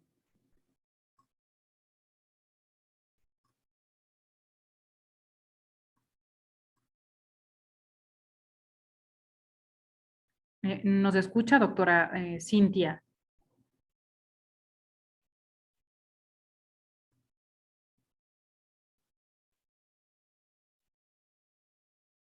Creo que por algún error o problema en el internet se desconectó la doctora.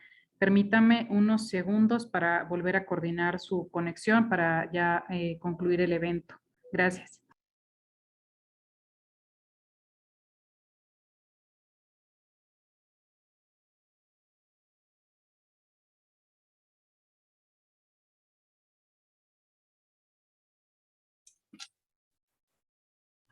Sí, doctora, ¿le escuchamos? Sí, no sé si me escuchan bien. Ahorita sí, ahorita sí.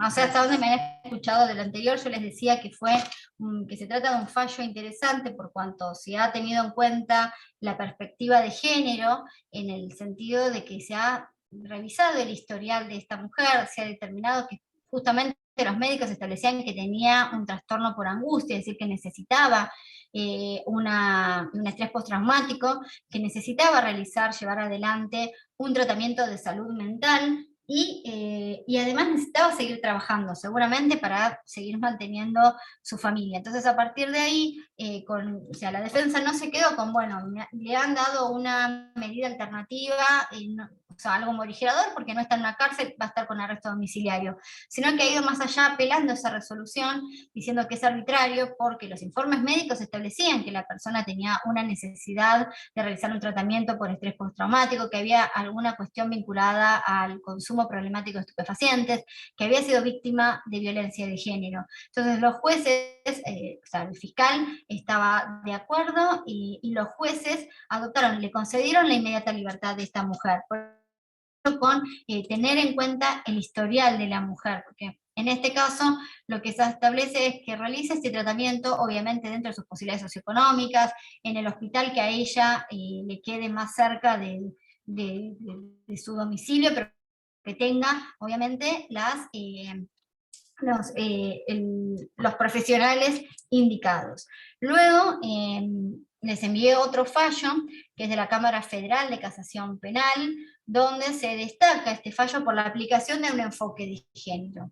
En este caso, una de las juezas, Ángela Ledesma, fue quien dictó la resolución, que lo que establece es que una mujer la absuelve porque la mujer actuó como mula para poder pagar una cirugía urgente para su hija de 2 años. Entonces lo que establece la doctora Ledesma es: nos encontramos ante un supuesto de especial vulnerabilidad de la mujer en un contexto de violencia de género y necesidad económica. No puede limitarse únicamente, es decir, el análisis de la situación, a las disposiciones del artículo 43, inciso 3 del Código Penal, sino que debe incluir los principios rectores de las convenciones internacionales de derechos humanos que conforman nuestro bloque constitucional. Se trata de una mujer que estaba a cargo Doctora, disculpe, doctora, perdón, sí. ahorita le perdimos el audio nuevamente. Le recomiendo apagar su cámara, o sea, solamente dejar el audio activo, eso mejora un poco el internet. Ahí me Ahí le escuchan. escuchamos bien, gracias. Bueno, perfecto. Les decía, bueno, que otro fallo que les traje, no sé hasta dónde escucharon, se los resumo, que es de la Cámara Federal de Casación Penal, donde fue resuelto de manera unipersonal por una de las integrantes, que es la jueza Ángela Ledesma, que convalidó la absolución de una mujer que actuaba como mula para poder pagar una cirugía urgente para su hija de 2 años. Es decir, lo que dice la doctora Ledesma es que nos encontramos ante un supuesto de especial vulnerabilidad de la mujer en un contexto de violencia de género y necesidad económica. Entonces establece que el análisis de la situación no tiene que limitarse a lo que establece el Código Penal en el inciso 3 del artículo 43, sino que tiene que incluirse los principios rectores de las convenciones internacionales de derechos humanos que conforman nuestro bloque constitucional. Se trataba de una mujer que estaba a cargo de la manutención, el cuidado y la contención emocional y económica de 2 hijas menores de edad. Estaba inmersa en una situación de violencia de género, no tenía trabajo formal, no tenía estudios secundarios completos, y en principio había sido absuelta por el Tribunal Oral Federal de Jujuy, ya que habían observado y ponderado estas circunstancias sociales y personales que determinaban una situación de vulnerabilidad y de violencia. Entonces, lo que establecían es que esta mujer había elegido un mal menor para salvar la integridad psicofísica de su hija. Pero el Ministerio Público Fiscal impugnó esta absolución, por lo tanto, el caso terminó llegando, como les dije, a la Cámara Federal de Casación Penal. Acá la Defensoría lo que había establecido, lo que habían solicitado justamente, habían expuesto toda esta situación de la mujer, habían pedido que también que pueda intervenir una institución especialista en la materia cuya misión radica en bregar por el acceso a la justicia de las mujeres en conflicto con la ley penal, sin discriminación y con perspectiva de género. Porque así se presentaron, por ejemplo, la Comisión sobre Temáticas de Género de la Defensoría General para poder presentar su informe. Y justamente lo que se propuso desde la defensa es que se evalúen los hechos con este tipo de mirada, es decir, con una mirada de género. Y justamente la doctora Ledesma se hizo eco de este planteo, porque para ella era claro que el caso requería un enfoque integrador que incluya la perspectiva de género en virtud de los compromisos internacionales asumidos por el Estado argentino, la Comisión Interamericana de Derechos Humanos de Belén do Pará. Entonces, establece que se tiene que facilitar el acceso a la justicia, evitar la revictimización y garantizar la asistencia a las mujeres víctimas de violencia, además de prevenir, investigar y sancionar la violencia contra las mujeres.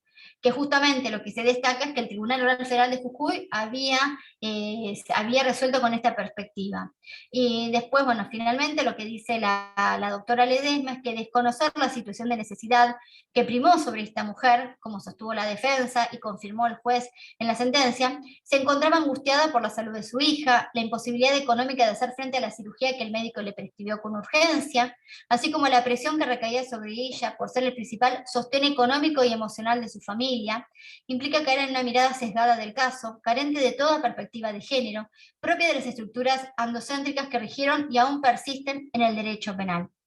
Y entonces lo que destaca es que ella dice, no me queda más que coincidir con los argumentos especiales expuestos en el amicus curiae por los defensores públicos, que razonablemente ponen foco en los condicionamientos por género, pobreza y violencia que afectaron a esta mujer y condicionaron sus posibilidades de actuar conforme a derecho. Entonces, esto también es poner una perspectiva de género y resolver, y en este caso directamente absolver, porque la mujer se encontraba en una situación digamos, especial, en la cual se encontraba, eligió el mal menor frente a la situación de ver cómo la salud de su hija se deterioraba y requería de una urgente intervención quirúrgica que ella no podía hacer frente. Bueno, no sé si alguien tiene alguna duda, alguna consulta o hay alguna intervención, o algo que no haya quedado claro.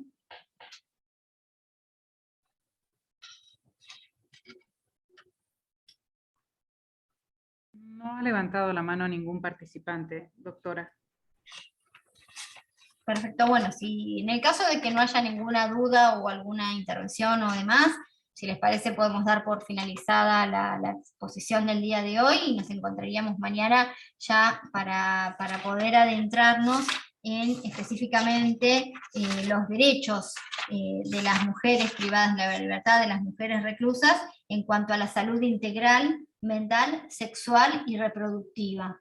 Dentro de eso, bueno, me gustaría comentarles que entre la bibliografía opcional, obviamente, que se ha enviado, por si es de su interés, les he enviado un libro que se llama Parí como una condenada, que justamente ha sido elaborado entre la Procuración Penitenciaria de la Nación y la Defensoría General de la Nación Argentina, en la cual también se recogen relatos de mujeres que se encontraban privadas de la libertad y que, bueno, al momento del parto o durante su embarazo, sufrieron violencia por parte, digamos, ya sea de los médicos en esos partos o del propio servicio penitenciario, que nos un poco a reaccionar y a ver cuál es la situación por la que atraviesan las mujeres embarazadas que están recluidas. Gracias, doctora. Desde el Consejo de la Judicatura de Ecuador, a través de la Escuela de la Función Judicial, agradecemos mucho el apoyo de la doctora Cintia Detano desde Argentina por su destacada conferencia del día de hoy. A los participantes, por su parte, les informamos que la próxima videoconferencia de este curso se va a realizar mañana viernes 4 de marzo a la misma hora 3 de la tarde. También a cargo de la doctora Cintia Detano, y en el día de mañana se tratará el tema de salud integral, mental, sexual y reproductiva. Igualmente les estaremos enviando, como de costumbre, a sus correos institucionales la convocatoria y el material académico de estudio correspondiente. Cabe resaltar que el material también lo pueden encontrar en nuestra plataforma aula virtual de la Escuela de la Función Judicial. Una vez que ustedes al finalizar este proceso ingresen a rendir la evaluación, allí también está cargado tanto el material como las videoconferencias que se realizan en este proceso. Especialmente los doctores de la Defensoría, a quienes tenemos el inconveniente por el peso de los archivos, si desean, cualquiera de ustedes me puede escribir al correo que he indicado en el chat, angelia.aviles@funcionjudicial.gov.es, y con gusto les remitiré todo el material de este curso. Muchísimas gracias por su asistencia y entonces damos por concluido el evento del día de hoy. Gracias, doctora Cintia. Que tenga muy buenas tardes. Igualmente. Buenas tardes a todos. Gracias.